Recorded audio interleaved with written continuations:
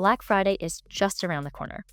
Historically, I have dreaded holiday shopping, especially for those really hard to please friends and family members. But this year, it's different. And it's because I have a secret weapon. My secret weapon? ChatGPT. Instead of generic articles and dozens of Google links, I am getting highly targeted recommendations within my budget. And I know that I am not the only one who is making this shift. This is a really significant change for consumers and is having a really big impact on local retailers. So to help me break it down, I've invited Christian Ward to join us on the episode today, and we're going to talk about the impact of AI on holiday shopping, how Walmart and Amazon are taking wildly different approaches to thinking about this, and what brands need to do today to make sure they show up in those searches tomorrow.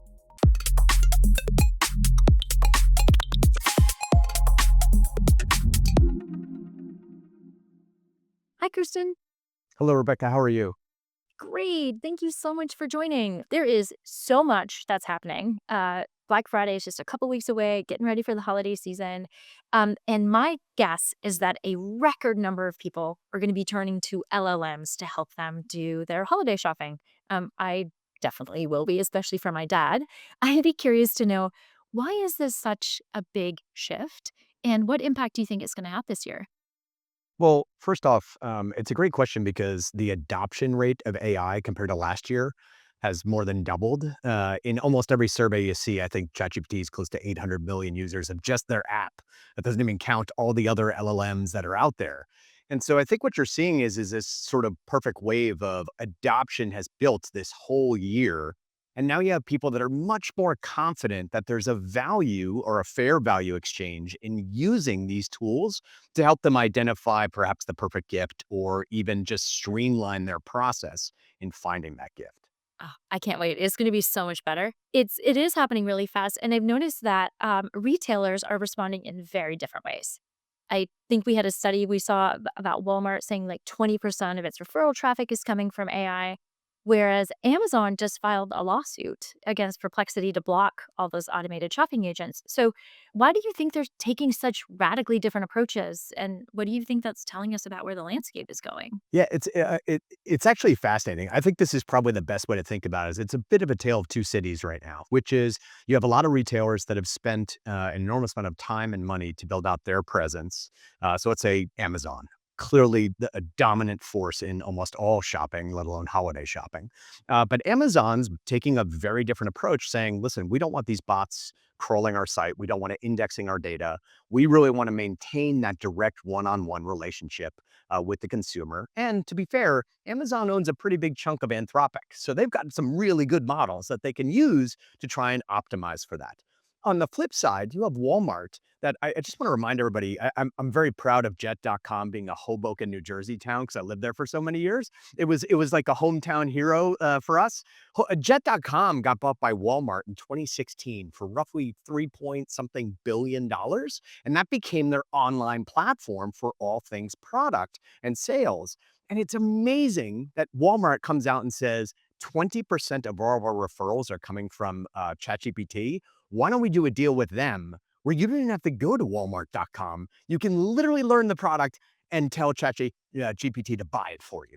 These are two very different approaches. And I think we're going to see that same sort of dichotomous world play out for a while between those who are fighting against losing that one-on-one direct with those that are absolutely okay with it and are taking a much more aggressive approach of being everywhere. It's so interesting. It's almost like it reminds me of the businesses in the dot-com boom that said they were never gonna go online. Right. They've mostly Yes. disappeared. It's been very Yes, yes. interesting. It was a very adorable take. They're like, "Oh, this internet thing, it's a fad."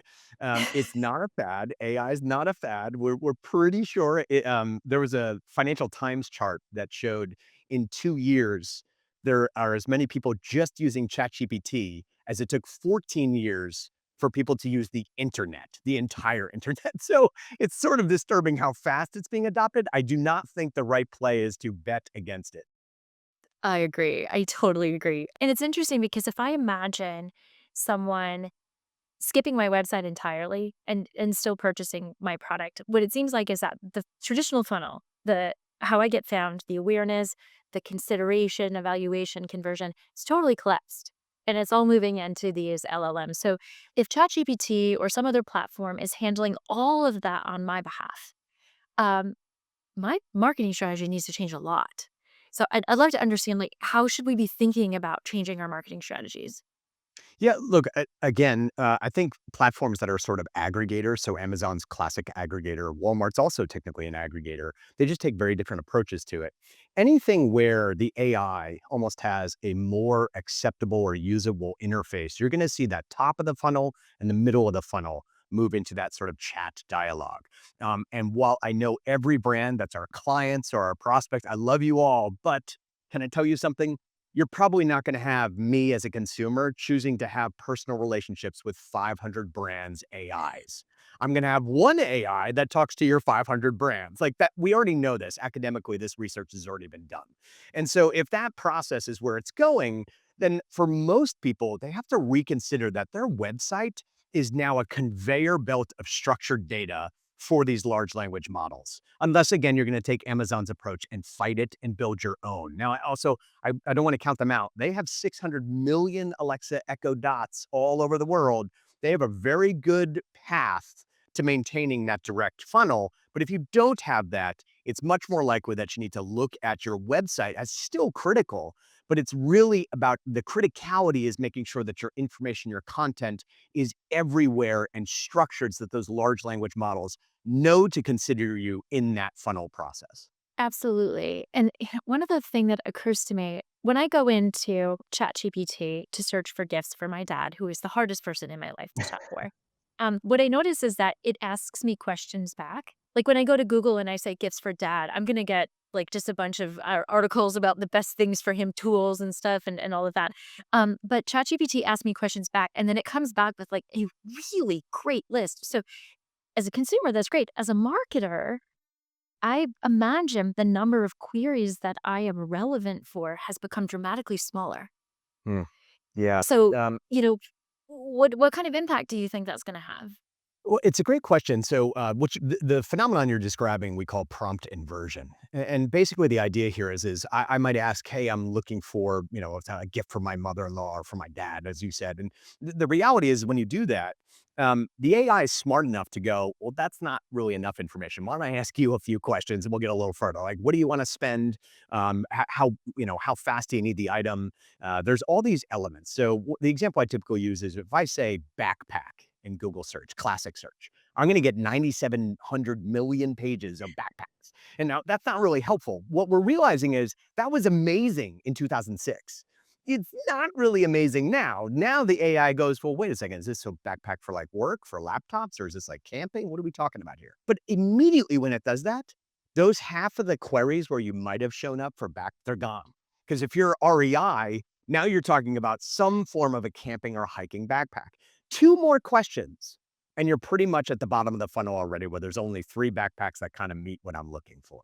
So I think that's the realization that consumers are going through, which is, wow, this thing streamlines this process. Instead of having 92 tabs open in my browser because I'm looking at so many backpacks, it kind of gets you there really quickly. And I think that is a very big opportunity. But to your point, it means that we almost shouldn't look at it as, hey, I'm not getting the impressions I used to get.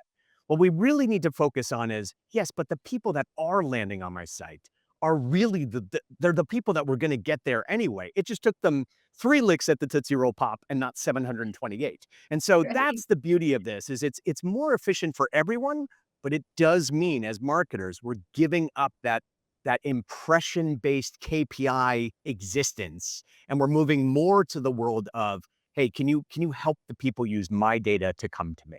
So on that note, I think it just becomes more critical than it's ever been to ensure that we are showing up in those relevant searches, right? Those queries. And so um, to do that, we need to be giving structured, trusted information to the LLMs, like we talked about on our last episode. And so I want to pivot to revisit that topic a little bit because there was a fascinating new study that came out that really validated the data that we published a couple weeks ago. So Mhm. can you talk a little bit about that?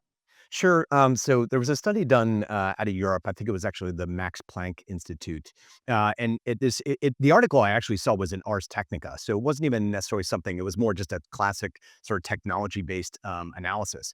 And they came up with this study. I think it was on 1 million citations, and what they found was a lot of the sources of the data for things like shopping queries or brand queries, anything in sort of that process, what it came out with is and said it basically like less popular sites were being cited a lot more than the very large popular sites. And there's probably a lot of reasons for this, but it directly supports the study we launched 2.5 weeks ago that said on a study of 7 million citations, we found that all the old directories, small aggregators, all these platforms where you're bringing content information, they were really critical. They were showing up a lot, whereas a lot of the brand websites, those were also doing really well.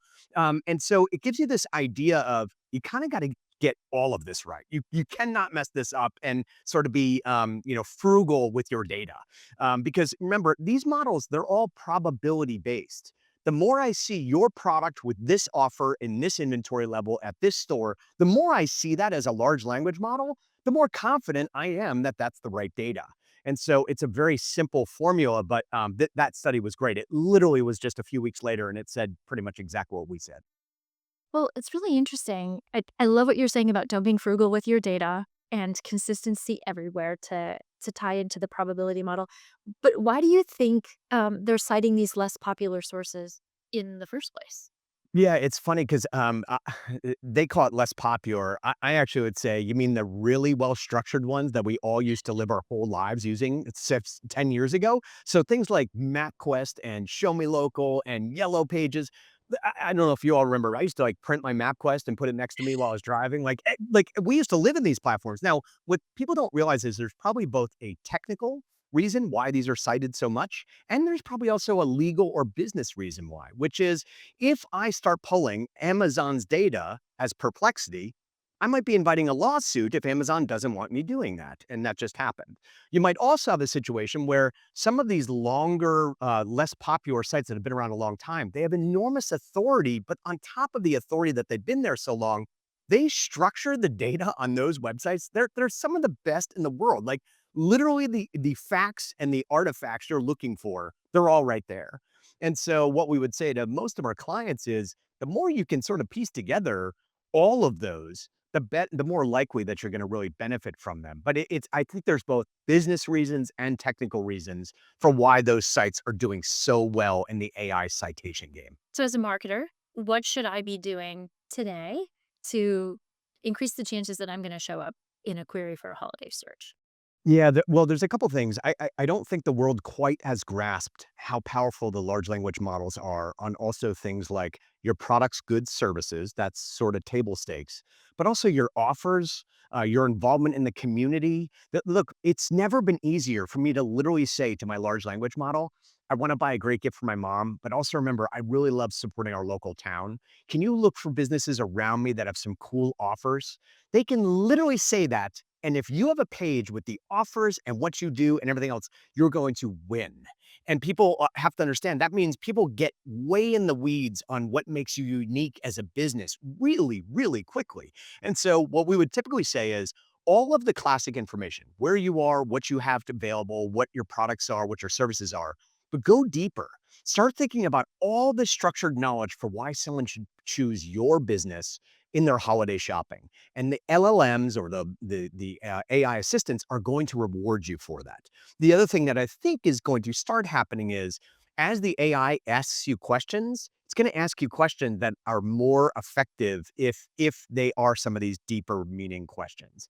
And so you're going to see a lot more of that sort of engagement. So the more data you can put out there on your own site and through platforms that help like Yext, but push the data into all these other areas, we just want that data to be exactly the same. So whatever you have on your site, as much that we can put out there exactly the same, that's where you get that probabilistic benefit, which we uncovered in our research. Amazing. Oh, I love the actionable takeaways.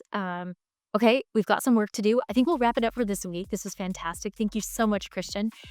We will see you again next week for our next episode of the Visibility Brief. If you like what you heard, subscribe, share it with your team, or head to yext.com to learn more about how we help brands stay visible in an AI-first world. Thank you so much for listening. We'll see you next time.